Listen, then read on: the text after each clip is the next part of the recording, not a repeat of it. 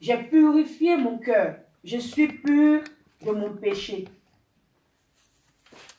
Verset 10. Deux poids différents et deux mesures différentes font l'un et l'autre horreur à l'Éternel. Verset 11. L'enfant se fait déjà connaître par sa manière d'agir. On devine si sa conduite sera pure et droite. Verset 12. L'oreille qui entend et l'œil qui voit, c'est l'Éternel qui les a faits, l'un et l'autre. Verset 13. N'aime pas le sommeil, tu risquerais de t'appauvrir. Garde tes yeux ouverts et tu seras rassasié de pain. Verset 14. Mauvais, mauvais, affirme l'acheteur. Mais une fois parti, il se félicite. Verset 15. Il existe des objets en or et des perles en quantité. Mais la parure vraiment précieuse sont des lèvres qui transmettent la connaissance. Verset 16. Quelqu'un s'est porté garant pour un étranger. Prend son habit. Il s'est engagé en faveur d'une inconnue. Exige de lui des gages. Verset 17. Le pain du mensonge est doux à l'homme, mais plus tard, sa bouche est comme remplie de gravier. Verset 18. Les projets s'affermissent par le conseil fait. Par le conseil fait. La guerre avec prudence. Verset 19. Celui qui propage des calomnies dévoile des secrets. Ne fréquente pas l'homme trop bavard. Amen. Verset 20. Si quelqu'un maudit son père et sa mère, sa lampe s'éteindra au milieu d'épaisses ténèbres. Verset 21. Une promesse trop vite acquise au départ ne sera pas bénie à la fin. Verset 22. Ne dis pas, je rendrai le mal, compte sur l'Éternel et il te sauvera. Verset 23. Deux poids différents font horreur à l'Éternel et la balance faussée n'est pas une bonne chose. Verset 24. C'est l'Éternel qui dirige les pas de l'homme. Que peut comprendre l'être humain à savoir? Verset 25. C'est un piège pour l'homme que de prendre à la légère un engagement envers Dieu et de ne réfléchir qu'après avoir fait des vœux. Amen. Amen. Verset 26. Un roi sage disperse les méchants et fait passer les roues sur eux. Verset 27. L'esprit de l'homme est une lampe de l'Éternel. Il explore le plus profond de l'être. Verset 28. La bonté et la vérité protègent le roi et il soutient son trône par la bonté. Verset 29. La force est la gloire des jeunes. La force est la gloire des jeunes gens. Et les cheveux blancs sont l'ornement des vieillards. Amen. Verset 30. Les plaies d'une blessure sont un remède au mal, tout comme les coups pour les profondeurs de l'être. Amen. Amen.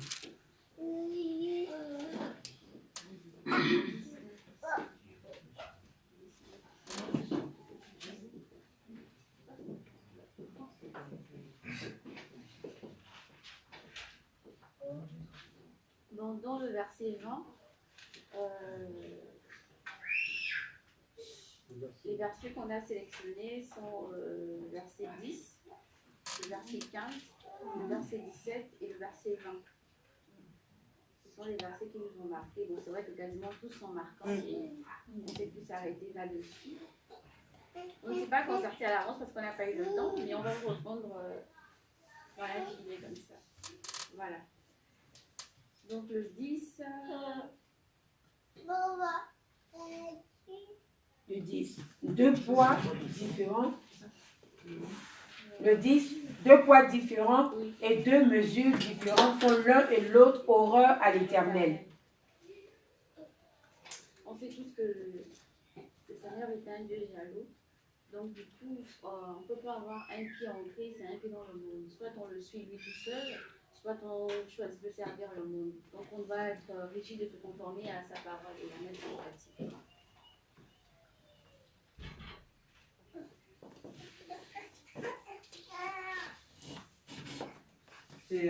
Pour moi encore, c'est toujours l'hypocrisie, quoi. Parce que c'est deux visages, c'est deux mentalités, c'est deux choses. Et ouais, ça fait horreur à l'Éternel. Donc le Seigneur n'aime pas la duplicité, tout simplement. Amen. Pour compléter ce que Pamela a dit, Dieu aime les personnes qui sont vraies. Il n'a pas besoin de personnes qui sont fausses.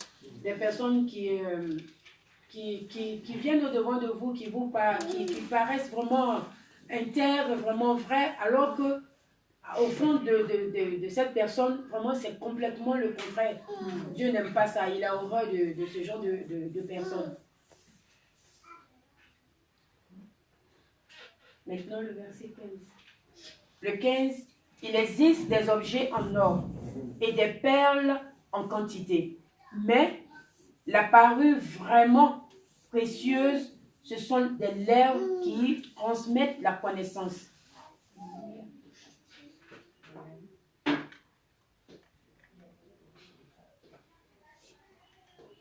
Ça veut dire que la connaissance vaut plus que l'or et l'argent.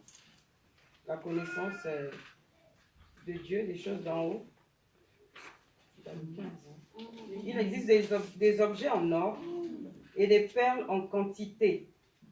Mais la parure vraiment précieuse, ce sont les lèvres qui transmettent la connaissance. Il existe des objets, donc il n'a même pas dit un objet, il en a dit des. Il y a plusieurs objets en or et l'or a une valeur assez estimable sur terre et même dans le ciel parce que la Bible nous dit qu'il est celui à qui appartient l'or et l'argent. Et des perles en quantité. Là encore, il y a la notion du nombre. Mais la parure, c'est quelque chose de beau, c'est aussi quelque chose qui vient en plusieurs, qui est aussi beaucoup. Vraiment précieuse, ce sont des lèvres qui transmettent la connaissance. Donc plus que l'or et l'argent en quantité, aux yeux du Seigneur, la connaissance a plus de valeur. C'est comme ça que j'ai vu ça. Donc tu peux briller avec tes bijoux, mais... Il a plus besoin de quelqu'un qui connaît la parole de Dieu, qui met cela en pratique. Je crois que tu fais aussi attention à ce qu'il dit. Il marche chez nous.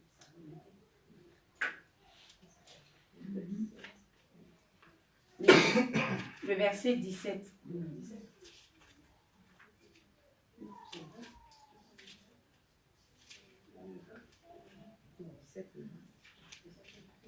Ok. Le verset 17. Le pain du mensonge est doux à l'homme, mais plus tard, sa bouche est comme remplie de gravité. Seigneur,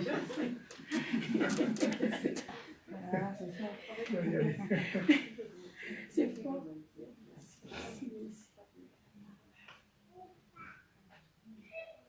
Oui, alors.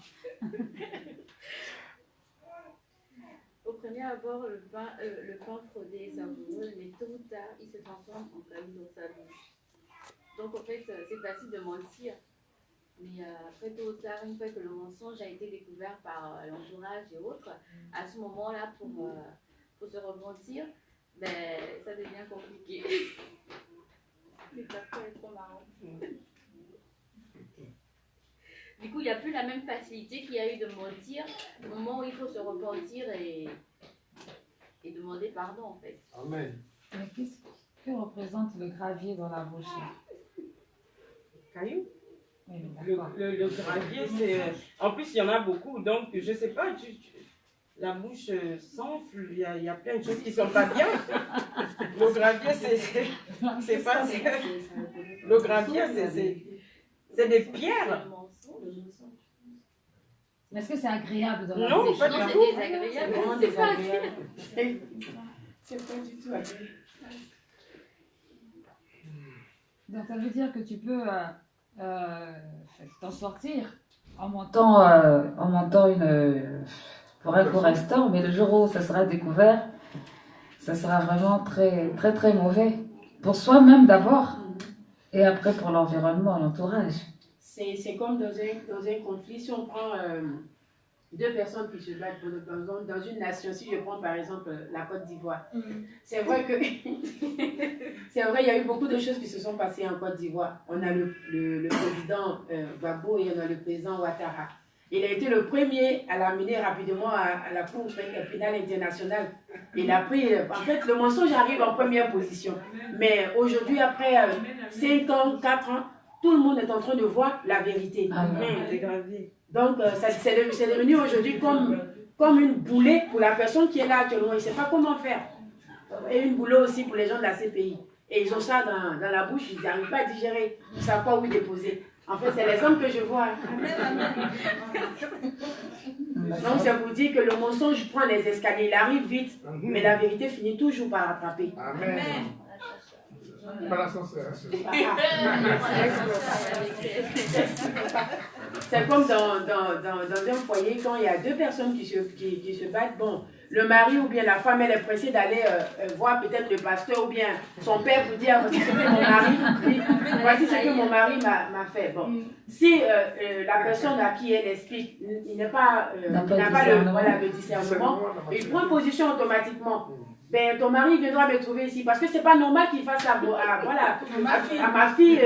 Il n'a pas vraiment assez de discernement. Et après,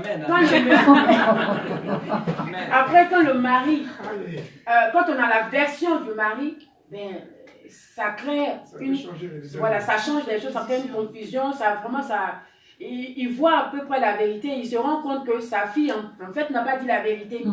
Elle a dit ce qui peut l'arranger, elle, auprès de son père ou auprès de, la personne envers qui elle a expliqué. C'est comme ça que je vois. Donc la digestion devient compliquée. La digestion devient compliquée. C'est pour cette raison qu'il ne faut jamais prendre parti tant qu'on n'a pas écouté les deux versions. Ça, c'est quelque chose qu'il faut vraiment cultiver. Quelle que soit l'affection que tu peux avoir vis-à-vis d'une personne, ne prends pas parti tant que tu n'as pas écouté les deux versions. Surtout si la personne est un menteur ou une menteuse professionnelle. Faut même pas. Oui, mais ça existe. Faut pas. Tu attends d'abord l'autre. Et après, il faut faire la part des choses parce que Dieu nous demande de ne pas faire le favoritisme. C'est quoi la rémunération? Menteur professionnel. Les menteurs n'hériteront pas du royaume des cieux. Amen. Et c'est un péché, donc c'est la... Ah, c'est un péché, hein? Dis commandement, tu veux. Ensuite, Le verset 20. Le verset 20. Si quelqu'un maudit son père et sa mère, sa lampe s'éteindra au milieu d'épaisses ténèbres. Alléluia. Amen. wow.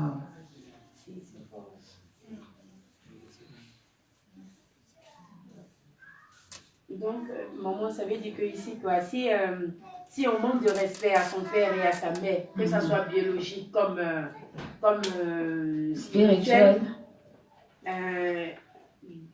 C'est déjà, aux yeux de Dieu, c'est un péché. C'est pas bon du tout.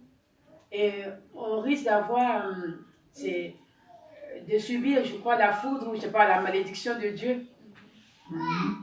Donc, dans ce cas, il faut... En même temps, ça tire une malédiction qui entraîne la mort non directement. C'est verset combien déjà? Est-ce que ça vient contredire le commandement en fait sur le fait d'honorer son père et sa mère avec comme aide de vie à la vie? Donc du coup, c'est en contradiction. Enfin, partiellement, pas totalement. Oui, parce que ça se rejoint. Ça, c'est- Comment est-ce que vous comprenez? Sa lampe s'éteindra au milieu des ténèbres.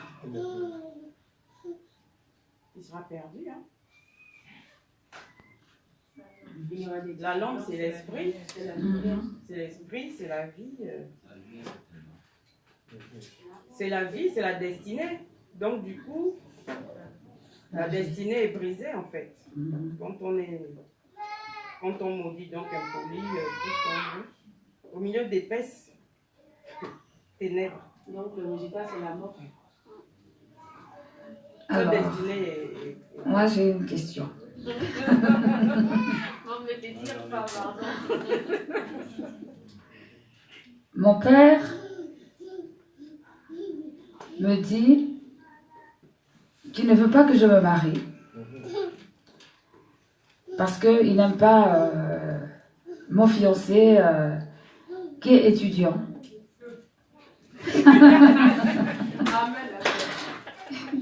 Mon fiancé qui est étudiant, et puis en plus il n'aime pas son ethnie. Et donc, mais moi, je suis chrétienne, et je sais que je ne peux pas vivre en concubinage. Mon papa me fait comprendre que tu peux m'habiter avec lui si tu veux, mais le mariage, là, je ne suis pas dedans. Qu'est-ce que je fais? Qui est chrétien? Qui est chrétien? Le fiancé. Bien sûr, oh, la question, oui. Le papa aussi est chrétien. Le papa n'est pas chrétien. Qu'importe, qu'il soit chrétien ou pas chrétien, n'est pas la même la question. C'est le papa, tout court. La Bible déclare que c'est Dieu qui incline le cœur des rois. Ouais. Donc je crois que je vais quand même beaucoup prier et jeûner. Pour qu'il soit... Non, pas 20 ans. Pourquoi 20 ans? Vas-y, va jusqu'au bout de ton raisonnement. Non, je vais prier le Seigneur pour que mon père puisse... Est-ce que c'est de la compassion? Je ne sais pas, mais qu'il puisse comprendre que son choix, en fait, pas que je m'en fous, c'est pas le mien en fait. C'est moi qui choisis la personne avec qui je vais me marier d'abord, au départ. Si l'ethnie de mon fiancé ne l'intéresse pas ou je sais, c'est encore mon problème quand même parce que c'est moi qui veux me marier en fait, c'est pas lui. C'est pas lui, donc du coup, c'est délicat, mais c'est comme moi je pense que je vais vraiment prier. Bon, maintenant pour terminer, c'est que finalement tu t'es marié. Tu as manqué de respect à ton père ou pas?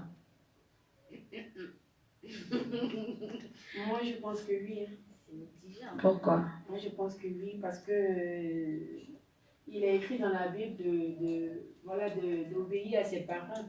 Donc, du coup, si l'acte que j'ai posé, c'est comme si je désobéissais à mon père. C'est vrai, c'est dur. N'irritez pas vos enfants. Voilà, donc, Attends d'abord. Laissez finir son raisonnement. Vous êtes dans le même groupe, hein? Ne vous battez pas. moi, la première chose que je vois, c'est comme si j'ai désobéi à mon père. Mhm. Bon, parce que tout compte fait, si je veux prendre vraiment terre à terre, quoi, c'est lui qui m'a engendré. Il est comme on le dit. Comment on dit quoi? Le Dieu sur terre. C'est faux. Ça, faut enlever. C'est faux. Ça marche pas. Non, non, non. Je répète encore. Tu es fiancé. Donc, voilà, normalement, les fiançailles nécessitent un mariage après. Ton papa te dit que lui, il préfère que vous habitiez comme ça ensemble. Pour le mariage, il n'est pas dedans. Et que toi, tu te maries. Tu te maries, donc voilà. Donc tu penses que tu as manqué de respect à ton papa. Parce qu'il est le Dieu de la terre. Non, mais pas forcément, mais c'est quand même mon père après tout. Donc, moi, non, pas que je vais jamais me marier, mais d'abord, je vais parler, je vais essayer de faire comprendre. Parce qu'il n'a pas à la place du cœur, il n'a pas un caillou, il a un cœur. Donc, Mais même il dit si qu'il je fais veut le pas. mariage, même si je fais le mariage sans son approbation, ben, je vais toujours essayer d'aller toujours vers mon père pour parler avec lui, pour qu'il finisse par accepter. Mais il te dit qu'il ne veut pas. Catégoriquement. Il est radical. Mais là, mais je suis obligée de faire avec. Hein. Non, c'est quoi faire avec? Tu vas obéir. Qu'est-ce que c'est que faire avec? Qu'est-ce que c'est que faire avec? Mais attendez! Oh. Qu'est-ce que c'est que faire avec? Faire avec, c'est-à-dire, je me suis déjà mariée, mais je vais faire avec comment on appelle, sa décision à lui. Mais je ne peux pas revenir en arrière parce que c'est déjà fait. Et puis bon, c'est pas lui qui va... Je ne vais pas me marier à mon père. Voilà, c'est pas lui qui choisit, c'est moi qui ai décidé de me marier. Donc c'est vrai que, vu l'éducation peut-être que j'ai reçue, ça va me faire mal, mais c'est déjà fait. Donc voilà, il va prendre ça comme ça. Il Bon, finira maintenant par tu t'es pas encore marié. Maintenant, si je ne me suis pas encore mariée, ben, ça va être difficile d'accepter ce que mon père a dit. Parce que moi, j'ai envie de me marier. Si je vais avec la décision de mon père, que la personne va prendre une autre personne, moi, je fais comment? Je vais pas rester là comme ça. Je vais pas rester là comme ça. Parce que peut-être que tout ce que je vais prendre, il va toujours dire non. Mais arrivé à un certain moment, ben, il faut parler avec son père. Parce que tout compte fait, c'est mon père. Il faut lui expliquer les choses. Maintenant, moi je suis la tante du père. Je te dis, tu as manqué de respect à ton père. Comment est-ce que tu vas me parler? Mais je vais parler avec ma tante. Comme c'est ma tante, ça veut dire que c'est la sœur à papa. Donc du coup, je vais lui expliquer le bien fondé. Aller même jusqu'à peut-être dire ce qu'il ne faut pas dire. Pas méchamment, mais toujours dans l'intention d'expliquer à ma tante pour qu'elle puisse parler à son frère. Peut-être que ça peut... Tu es chrétienne. Oui. Donc. Non, mais vous pouvez l'aider, hein? Tu es chrétienne. Oui. Donc. Je suis chrétienne, donc je vais me baser sur la parole qui est écrite dans la Bible concernant le mariage, concernant tout ce qui est concernant le mariage, les parents et tout, pour faire comprendre à mon père que voilà, on a dit l'homme quittera son père et sa mère, et s'attachera à son mari, les deux formeront une famille. Il n'a pas dit que je vais quitter mon père et ma mère, et puis je prends toute la famille pour m'attacher. Non, non, non. Donc voilà, c'est pas avec lui que je vais me marier. Je vais m'appuyer en tout cas sur la parole de Dieu, pour parler avec lui. Je pense qu'il va finir par comprendre, même s'il n'est pas chrétien. Laurie?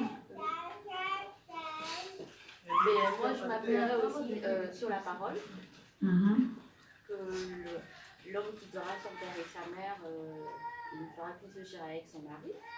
Donc du coup, certes, je vais essayer de faire comprendre à mon père que voilà, il est mon père, il a le droit de me donner sa position, mais la dernière décision me revient. Alors moi, je me marierai, et puis ben, soit il respecte ma décision, mon choix, soit il ne fait pas avec, et puis voilà. Parce que si, dès le départ, j'accepte ces conditions, c'est que jamais je vais me marier. Et du coup, c'est moi qui serai pénalisée, en fait. Et c'est ma vie et pas la sienne. Pamela? Je vais revenir au début, les critères. Donc, il n'aime pas parce qu'il est étudiant et parce qu'il n'aime pas de son épouse. Déjà, ça, c'est pas juste. Amen. C'est pas juste. Et l'étudiant finira peut-être ministre, on n'en sait rien. Donc, vraiment, je suis désolée, il n'y a pas de justice et Dieu est contre l'injustice. Deuxième, c'est quoi? Il n'aime pas son ethnie. C'est un tribaliste. C'est pas bien aussi et c'est pas juste. Donc, deux mauvais points pour mon père. Et après, je me marie quand même. Et oui, franchement, je me marie. Je vais me marier quand même parce que si mon père m'aime, il va me faire confiance par rapport au choix que je vais faire. Si mon père m'aime réellement, et si ce n'est qu'à cause de vraiment ces deux choses-là, c'est pas que c'est un délinquant ou que c'est un fou ou que c'est quelqu'un de violent, en fait, il n'y a pas d'enjeu majeur pour que je ne me marie pas. Lui base le fait de ne pas me marier sur des choses qui sont injustes et qui sont selon lui. Parce que c'est moi qui choisis mon mari, c'est moi qui choisis la personne avec qui je vais finir ma vie. Je vais lui faire comprendre que je vais me marier quand même. Donc finalement, c'est un manque de respect ou pas? Non. Moi, je pense pas. C'est pas un manque de respect. Non.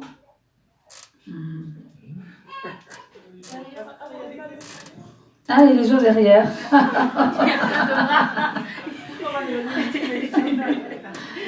Vous avez 1 minute chacun.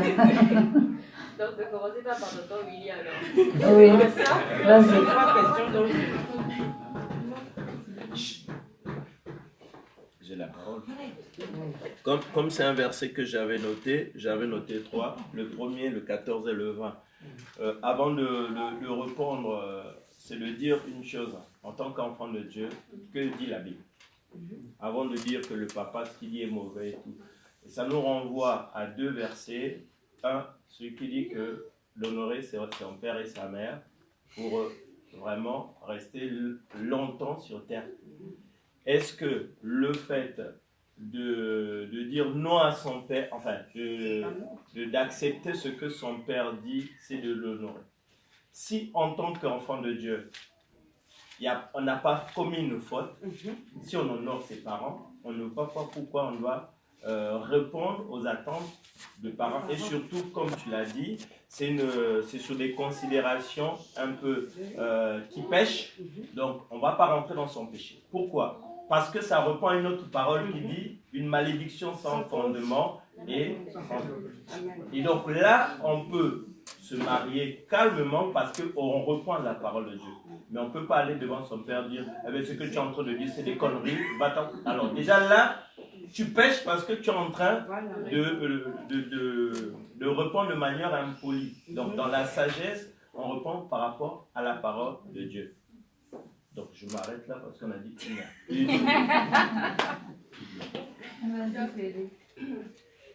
Alors, tu as parlé, moi je me suis souvenu de Actes chapitre 5, verset 29. Pierre et les apôtres répondirent, il faut obéir à Dieu plutôt qu'aux hommes. Amen. La Bible dit que le Seigneur veut que les jeunes gens se marient. Donc déjà, c'est la volonté de Dieu que vous mariez. Dieu n'est pas pour le concubinage, ça c'est clair. Donc, quand le papa dit qu'il ne veut pas que tu se maries, déjà il y a les critères qui sont mauvais. Mais ensuite, il y a le fait que toi, tu vas obéir à Dieu en tant qu'enfant de Dieu. La Bible dit, tant que cela dépend de vous, soyez en paix avec tous. La Bible dit, tant que cela dépend de vous. Ça signifie quoi? Ça signifie que tout ce qui ne met pas en péril ma communion avec Dieu, je peux l'accepter. Mais dès lors que ça vient mettre en péril mon intimité avec Dieu, ma position d'enfant de Dieu, je ne peux pas l'accepter. Je dois obéir à Dieu plutôt qu'aux hommes. Donc, moi, j'estime que dans cette situation, la personne n'a pas péché, elle a obéi à Dieu d'abord. Dieu se chargera après de ce qui va arriver dans la suite. Et je pense que c'est vraiment vrai, parce que lorsque je parlais souvent du fait de me faire baptiser, moi j'avais cette interdiction, tu ne te baptises pas, point. Donc, j'étais confrontée, soit je me baptise, je désobéis aux parents, soit je me baptise pas, je désobéis à Dieu. Mais qu'est-ce que je fais? Je suis un enfant de Dieu. J'ai regardé la parole, je me suis fait baptiser. Mais après, les parents ont fait avec, ils ont accepté. Aujourd'hui, c'est eux qui sont baptisés. Amen, amen, amen, amen. Exact. 1 minute.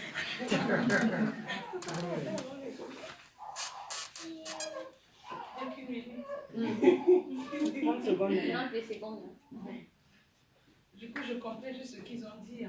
Parce qu'en fait, si mon père il prend une décision, je vais dire, est-ce que c'est fondé sur la volonté de Dieu ou la volonté de l'homme? Et que moi qui suis chrétien, je dois dire que l'homme spirituel juge de Dieu. Est-ce que je suis censée comprendre que mon père est en train de dire que je ne veux pas que tu te maries? Je ne vais pas dire que moi, je ne suis pas en train d'honorer ta volonté parce que ta volonté va à l'encontre en fait de celle de Dieu. La Bible dit qu'il est bon que tous les jeunes gens se marient. Si mon père ne veut pas ça, il veut que je sois quoi? Il veut me voir quoi? Je vais lui demander. Il me consacre à faire quoi? Il faut qu'il m'explique un peu. Et si ma tante me dit que tu veux qu'il y ait une séparation, on n'a qu'à faire la séparation. Voilà. On n'a qu'à faire la séparation. J'ai dit à une minute. Donc il faut qu'ils acceptent la séparation. Pas sorcier. Je me dis que je suis pas là pour diviser. Je dis que je désobéis pas mon père. Si par exemple, il y a des cas de désobéissance, si mon père, par exemple, il dit, ne mets pas cet habit et que je le mets, je vais avoir des conséquences. D'ailleurs, ça ne viendra pas du fait de mon papa, mais ça viendra du fait que je n'ai pas obéi à ce qu'il a dit. C'est différent. Mais le fait que c'est une bonne chose que je veux faire et il me l'interdit, je pense que là, j'ai dit, Seigneur, papa, viens, on va voir Dieu. C'est que j'appelle le plus ton chef pour qu'il vienne nous trancher. Et je pense que Dieu ne sera jamais d'accord dans la situation. Et à chaque fois, voilà. Dieu, c'est toujours ce qui doit être fait, qui est fait comme le baptême de vie. Tout à fait. On peut relire le verset, pardon. Verset 20. Si quelqu'un maudit son père et sa mère, sa lampe s'éteindra au milieu d'épaisses ténèbres. D'épaisses ténèbres. D'épaisses ténèbres. C'est là que le problème. Okay. La Bible déclare honorer vos parents selon le Seigneur. Amen. C'est important. Et il est important de comprendre, ça cause beaucoup de problèmes dans l'église aujourd'hui. Et le problème que nous avons, c'est les problèmes de famille. Et l'église est faible par rapport aux familles. La famille, c'est le base de toute société. Et la famille est brisée, est touchée. Donc les gens ont du mal à évoluer. Nous retrouvons, c'est bien, mais les gens ne se retrouvent pas en famille. Il y a un problème. Parce qu'on touche. Si nos parents demandent, par exemple, par rapport à ce cas, si on nous honorons le Seigneur, dans nos parents selon le Seigneur, il n'y a pas de souci. Maintenant, ça dépend de la manière où nous marchons comme nous le faisons. Parce qu'il faut amener, il faut convaincre vos parents dans la marche. Parce qu'il y a une malédiction qui est lâchée, qui est libérée déjà, qui guette. Et si les portes sont ouvertes, ils sont touchés. Donc, je vais vous dire, première chose, effectivement, nous honorons le Seigneur et nos parents selon le Seigneur. Et pour nous dire non, de prendre un fusil, tirer sur quelqu'un, et on va prendre pour tirer sur la personne, c'est pas normal. Ok. Par rapport à la parole de Dieu, mais ce qui est important, maintenant nous témoignage, même nous marcher par rapport à nos familles, parce qu'une parole déclare que le mariage doit honorer notre tous. Dans la manière dont marcher, les portes sont convaincus, notre choix. Que Dieu bénisse. Amen. Amen. Après, il y a quelque chose que Pamela tu as dit qui était important au départ. C'est que. Alors, oui. Vraiment, il faut que ce soit vraiment des cas de sorcellerie extrême pour qu'il y ait un blocage. Autrement, lorsqu'on prie vraiment sincèrement, Dieu ouvre toujours une porte à un moment donné et la bénédiction elle vient. C'est pas facile, mais c'est possible.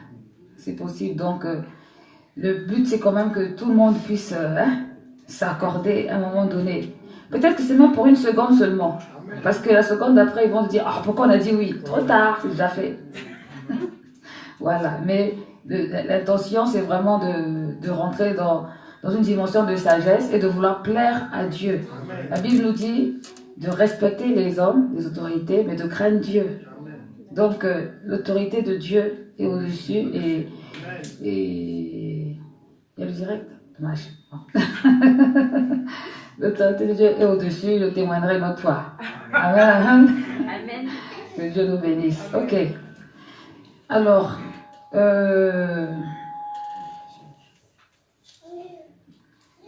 sur le proverbe 20, puisque nous sommes sur bientôt la fin, je voulais faire intervenir l'homme de Dieu sur le verset. Où est-ce qu'il est ce verset?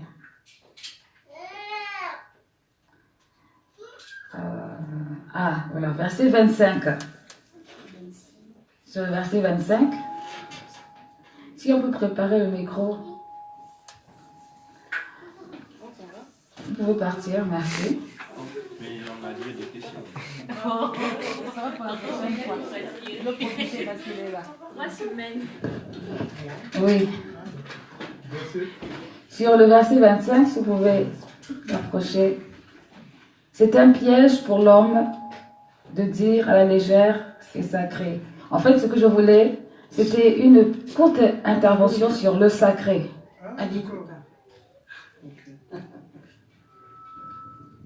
Amen. Je bénis encore le Seigneur pour ces moments. Je bénis le Seigneur pour le ministère, son serviteur, sa servante. Que Dieu vous bénisse encore puissamment. C'est une grâce pour moi de me retrouver là. Pas tout le monde qui donne sa chair. Pour moi, je suis très honoré. Ok, la Bible déclare dans le livre de Proverbes 20 au verset 25, c'est un piège pour l'homme, c'est un piège pour l'homme que de prendre à la légère un engagement envers Dieu et de ne réfléchir qu'après avoir fait des vœux. Amen. Amen. Premièrement, ce que nous voulons retenir, comprendre ici, c'est sur l'engagement. La marche au Seigneur est une affaire du sacré. Quand on parle du sacré, c'est ce qui est, disons simplement les mots justes, c'est la mise à part. C'est des choses qui ont une valeur, une connotation spirituelle. Et aujourd'hui, c'est un peu le problème que nous avons à l'église, c'est qu'il y a tout un mélange. Le sacré s'est retiré. Quand on parle de sacré, on parle de saint. On parle d'un élément qui a une portée spirituelle. Bien que c'est physique, mais aujourd'hui le sacré n'est plus au milieu, n'est plus dans l'église, parce que nous regardons les choses, les éléments de l'église, et nous prenons ça à la légère. Parce qu'en fait, l'homme regarde plutôt ce qui est physique. Or, le monde dans lequel nous sommes, spirituel, c'est d'abord, la priorité d'abord, c'est ce qui est invisible, dans le spirituel, ce que nous ne voyons pas. La parole de Dieu nous amène à avoir la foi, afin de croire réellement aux choses invisibles d'abord. Parce que la Bible dit quoi? Ce que vous lirez sur la terre, c'est les cieux. Parce que les cieux, la terre n'est que plutôt l'expression de ce qui est invisible. Amen. Et c'est là le problème. Ça fait que tout ce qui existe dans un lieu comme le temple a une influence. En fait, chaque élément représente même une onction, un ange. Amen. La corbeille, c'est un ange qui est là. Une fois qu'on a prié, on a consacré le lieu, le Seigneur descend. Ce lieu n'est plus un lieu donné à tout le monde. Ça nous amène, quand on parle du sacré, ça nous amène ce qu'on appelle l'initiation. On va peur des mots. L'initiation, si on prend au dictionnaire, c'est l'apprentissage.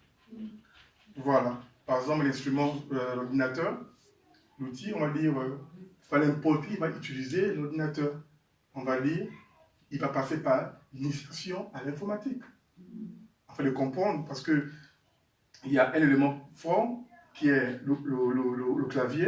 Et le clavier, aidez-moi un peu, la souris, le clavier et l'écran. Vous voyez, Matthieu 18, 18, c'est ça, je sors de sacré. L'écran, c'est le physique. C'est le monde où nous sommes. Le clavier, c'est le monde spirituel. Alors, qu'est-ce qui se passe? Si nous voulons voir quelque chose se manifester, nous devons appuyer. Amen. Nous appuyons. Avec ce que vous lirez sur la terre, il y a un problème. On va arriver. Il faut savoir qu'est-ce qu'il faut lire. Alors, donc, si on appuie sur le clavier, sortira à l'écran. C'est ça le monde spirituel. Vous voyez? Donc, l'exact que nous posons physiquement a une réaction spirituellement. Amen. Vous voyez? On va prendre un exemple. Est-ce que la pluie vient du ciel? On dit oui, mais en fait c'est non. Quand il fait très chaud, la vapeur monte, provoque un nuage, et il pleut.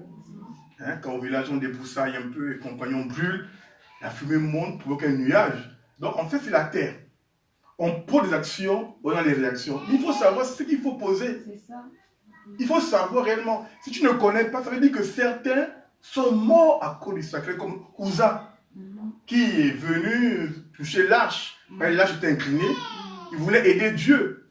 Mais Uza ne connaissait pas, il n'a pas la notion du sacré. Vous voyez? Donc il faut quoi? L'initiation, l'apprentissage. Et j'ai beaucoup aimé l'intervention de maman. Elle a beaucoup parlé, et c'est ça. Elle a parlé dans une dimension apostolique. Il faut faire asseoir l'église. Et l'église, c'est l'enseignement. Vous voyez? Donc, les gens viennent de l'église, mais ils n'ont pas compris encore la profondeur de l'église. Il y a une initiation où on apprend les gens à se comporter. Qu'est-ce que le temple? Parce que nous sommes là, quand le Seigneur descend, ce n'est pas nos tenues, ce sont nos esprits. Alléluia. Vous voyez? Et beaucoup soient connectés. Alors, dans le lieu où nous sommes, bien aimés, nous avons ce qu'on appelle la connaissance des éléments. Et si on ne connaît pas ces éléments, c'est difficile pour nous pour recevoir l'onction de Dieu. Amen. Les gens ont demandé, ils n'ont pas reçu. Pourquoi? Pas il faut seulement demander mal. Vous demandez et vous ne le faites pas parce que vous demandez mal. Donc, le sacré, c'est nous amener réellement.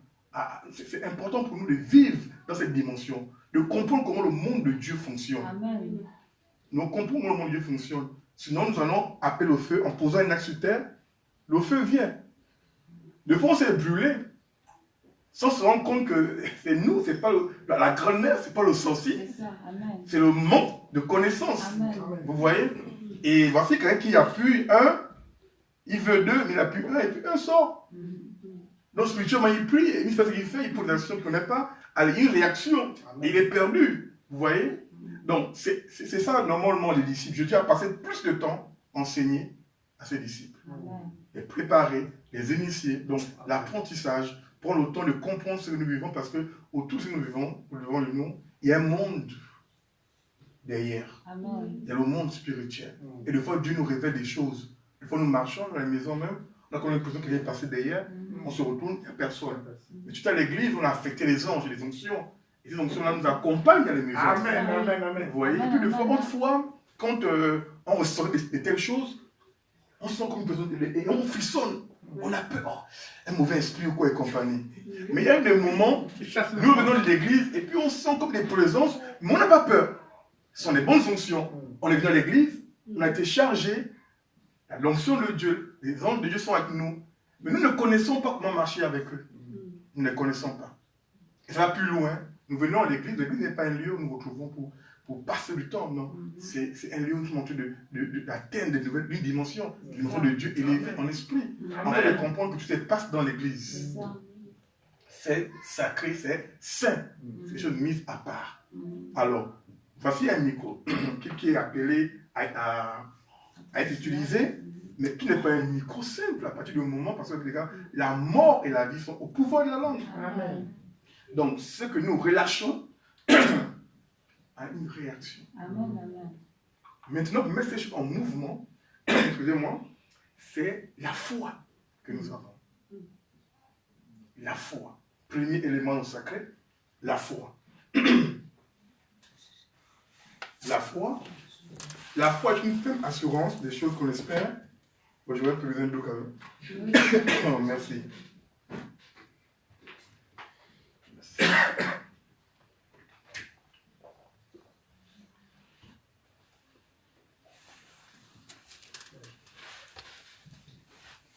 Donc voici un homme qui vient, qui prend un engagement. Il prend, c'est un piège pour un homme que de prendre un engagement à la légère. Une personne qui vient à l'église, premièrement, doit mettre en place ce qu'on appelle la foi. Après la repentance, il est important de mettre la foi en mouvement, parce que quand Dieu nous regarde, la Bible déclare Jésus, ayant vu la foi de ce paralytique, Dieu paralytique, tes péchés te sont pardonnés. La foi nous amène à considérer. La foi nous lie directement à la considération des choses autour de nous. Donc le micro est sacré, parce qu'on a prié, tout ce qui est dans l'église est sacré. Maintenant, pour bénéficier de cette onction, c'est par la foi. Nous considérons, et quand nous considérons, il y a des retours. Amen. Vous voyez, celui qui reçoit un prophète, en qualité de prophète, reçoit l'onction du prophète. Ça va la considération. Cette femme avait vu un homme de Dieu qui passait, elle a dit cet homme de Dieu était un saint homme de Dieu, était un homme sacré. Donc il y a la considération. Vous allez voir, vous allez prier qu'un homme de Dieu, vous pouvez ne pas recevoir parce qu'il n'y a pas de considération. Et Jésus a fait peu de miracles dans sa contrée. Donc il est important de considérer nos vies de prière, nos programmes, l'église, les engagements et compagnie. Cet homme est venu, il a pris l'engagement, qui peut soutenir, qui peut ceci et compagnie. Il est venu, il a pris, il croit que c'est un élément simple. Quand on libère une parole, il y a une onction, on lit, c'est que sa bouche dit, ça met. Voilà. Donc il y a une onction qui accompagne la parole. Quand nous levons, les amis de Dieu nous accompagnent dans ce que nous allons réaliser. Et quand on stoppe, on bloque le mouvement de Dieu. Vous voyez? C'est-à-dire que, comme vous voyez, les mauvais esprits, il y a aussi des anges, des bons esprits qui sont là, qui attendent des personnes qui vont se lever. Amen. Cette personne, c'est quoi? C'est la foi. Il faut croire en Dieu. La foi, il faut une assurance, on espère. Et les deux sont partis, ils ont pris des engagements qu'ils ne vont plus réaliser. Tout de suite, ils provoquent un problème. Il y a un problème dans leur vie, dans leur marche. Comme par exemple les des engagements comme les dîmes, des offrandes, les actions de grâce, des prémices, sont des éléments sacrés. Il y a beaucoup d'éléments sacrés. Un élément peut devenir sacré. Un nom aussi sacré. Il y a tellement, on peut dire beaucoup de choses que sacrées. Mais un peu le temps, si j'aimerais communiquer, vous devez considérer tout ce qui est fait dans la maison de Dieu. Considérez l'homme de Dieu, considérez les enseignements. La foi vous amènera à vivre des résultats.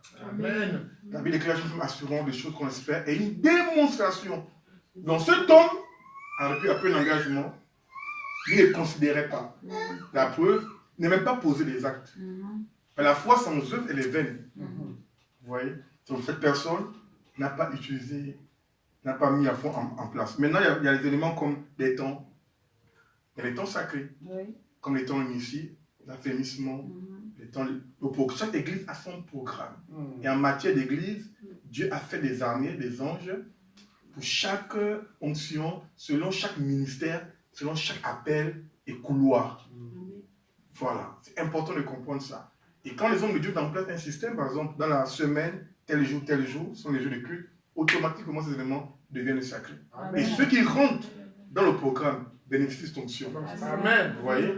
Les anges sont là, des fois ils sont au chômage. Il y a des anges qui sont au chômage. Ils veulent travailler. Ils cherchent des personnes qui se lèvent. Comme on m'a disait, qu'elle s'est levée pour nous, les a répondu. Mais quand ils partaient, il y a toute une onction qui les accompagne. Quand vous levez pour le Seigneur, Dieu lui-même vous accompagne, il ouvre les portes. Il est invisible et il a besoin des personnes visibles. Amen. Et c'est dommage aujourd'hui que les gens ne respectent pas les programmes d'église. Parce que c'est des programmes sacrés. Par exemple, à les nations, nous avons les jours des indépendances et compagnie. Dans le monde, ce sont des jours sacrés où le monde s'est réuni parce qu'on fait l'indépendance. Mais en fait, c'est quoi? Il y a une onction qui est là, qui rappelle le souvenir quand les pays ont été libérés. Donc ces anges du sacré viennent encore restaurer la nation, restaurer les dirigeants. Et nous faisons dans les jours sacrés comme les fêtes sacrées comme les Pentecôtes, la Pâque.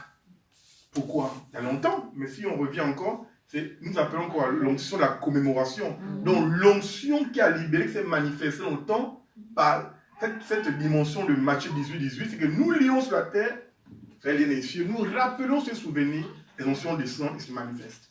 Donc il est important de considérer. Voici cet homme, alors, la Bible déclare, envers Dieu est né, réfléchi qu'après avoir fait des vœux. Et c'est ça le problème de la différence entre Anne, pour terminer, entre Anne et Jacob. Anne a fait un vœu. Elle a dit, Seigneur, si tu me bénis, je donnerai cet enfant. Vous voyez? L'enfant est tombé enceinte. Elle a mis l'enfant au temple. Elle a donné l'enfant pour toujours. Donc, elle a consacré l'enfant. L'enfant était devenu un homme sacré. Et quand Samuel sortait du temple, quand on croyait Samuel, c'est qu'il y a quelque chose de grand qui va se faire.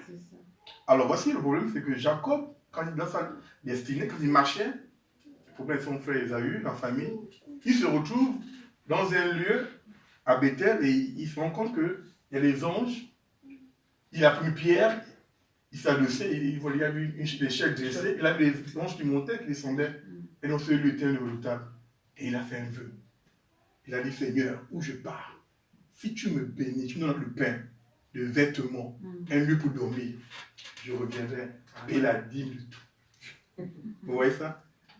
Il jouait, il ne connaissait pas la dimension sacrée. Le sacré, c'est qui sonne nos bouches.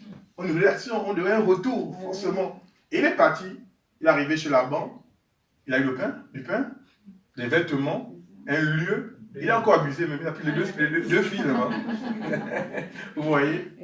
Et ça, c'est la vie d'un chrétien qui n'est pas honnête avec sa Bible, avec ses offrandes, avec ses engagements à l'église, et sa vie spirituelle.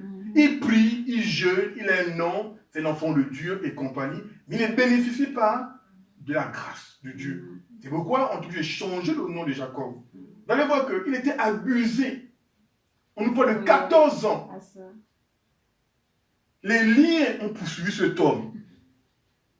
Vous voyez? Le voyage, je ne sais pas dans le voyage, hein, on dit que la sorcellerie n'a pas de frontières. Vous voyez? Donc, ils vont monter.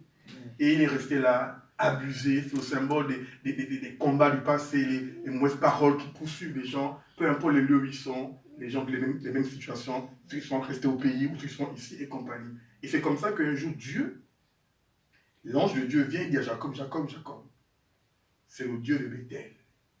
Tu as fait un vœu. C'est ça. En fait, le problème de Jacob, c'est qu'il n'est pas obéi au vœu sacré. C'est ça. Anne, elle a reçu, elle est venue donner. Vous voyez? Et Jacob, qui ne sait pas, il se rend compte que, waouh, moi je dois.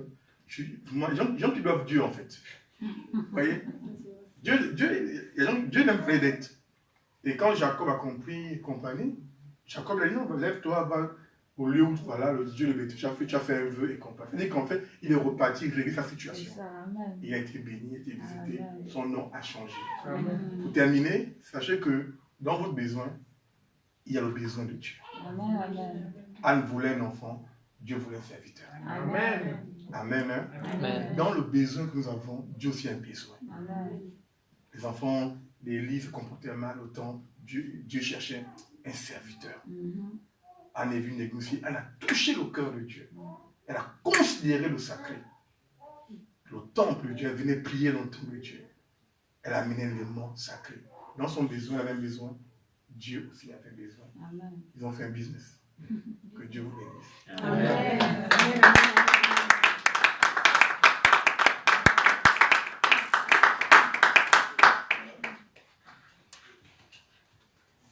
Gloire à Dieu. Gloire au Seigneur. Amen. Dieu est bon. Dieu est le maître de toutes les circonstances. Et il savait que il y aurait cette exhortation en plus ce soir.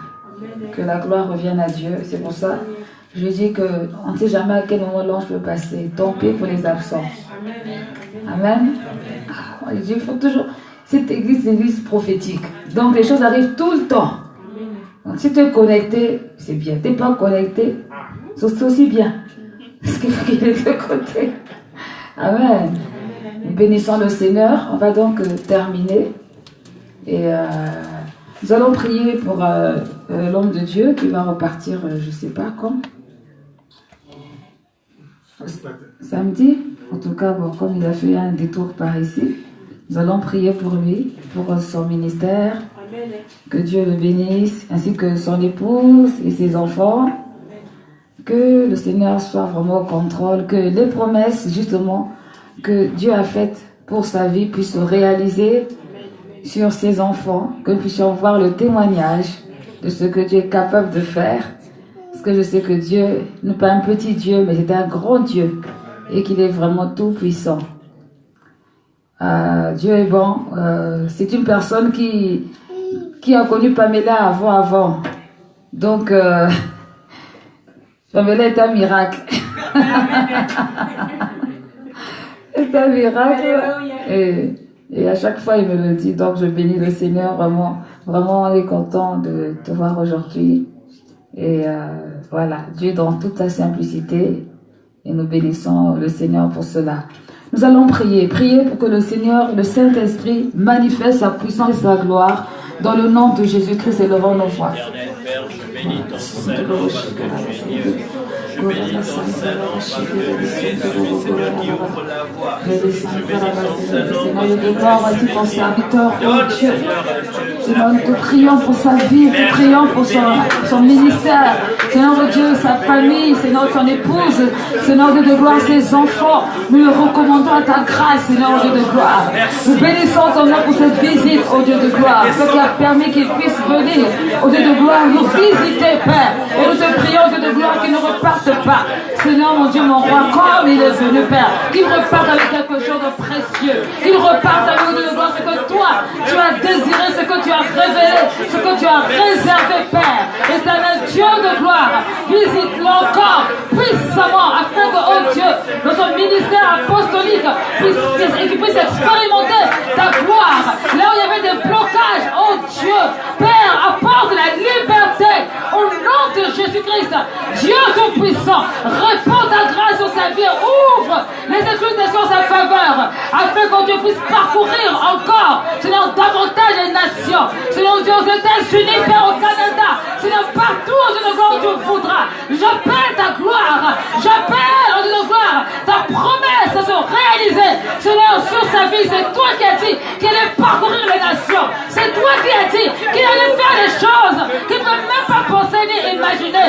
Seigneur Dieu, Père éternel, ouvre la porte, oh Dieu de gloire, là où toi tu veux, Seigneur Dieu, manifeste-toi, mon Dieu, mon roi, glorifie ton nom dans sa vie, Père éternel, Seigneur Dieu, que toute forme d'inquiétude, toute forme de gloire, d'opposition qui vient se lever devant lui, Seigneur Dieu, soit ôtée, dans le nom de Jésus-Christ. Seigneur, augmente encore, Dieu de gloire, Père, la connaissance, augmente encore le savoir, augmente encore, oh Père éternel, les choses que tu as prévues dans sa vie de sa famille. Protège son épouse, Seigneur, protège son épouse, protège cette femme, ouvre-la de ton sang précieux et glorifie ton nom, afin qu'au Dieu de gloire, elle aussi, puisse apporter ce que toi tu as prévu dans sa vie, dans les cieux. Père, je m'attends à toi, nous attendons à toi, dans la vie de cet homme, dans la vie de ton serviteur, et nous te prions, Dieu, de glorifier ton nom pleinement,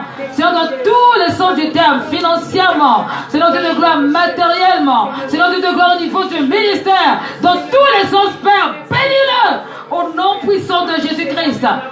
Merci Seigneur, parce que tu continues à travailler dans ce ministère rempli d'amour, Seigneur, rempli de compassion. Béni sois-tu Seigneur, toi qui es fidèle et bon. Oh Jésus, Seigneur, sans toi nous ne sommes rien. Sans toi nous ne pouvons rien faire Seigneur. Nous voulons avancer avec toi. Nous voulons continuer avec toi. Et nous te remercions pour ces exhortations, tout ce qui a été dit ce soir. Nous glorifions ton nom, Père, pour le chemin que tu es en train de tracer pour tout un chacun. Seigneur Dieu de gloire en ce lieu. Seigneur, pour l'église triomphante le rocher. Bénissons ton nom, parce que c'est toi qui as commencé et c'est toi aussi qui achève. Oh Dieu, alors que nous allons rentrer chez nous, nous te prions, Père, de nous ramener en bonne santé, dans les bonnes conditions. Seigneur, oui, que tes anges précèdent. Seigneur, couvre-nous par ton sang précieux. Et permets au Dieu de gloire à chacun de pouvoir encore méditer sur tout ce qui a été dit ce soir pour la seule gloire de ton nom. Nous te bénissons, nous recommandons notre retour entre tes mains dans le nom tout-puissant de Jésus-Christ et nous disons tous Amen. Amen, amen.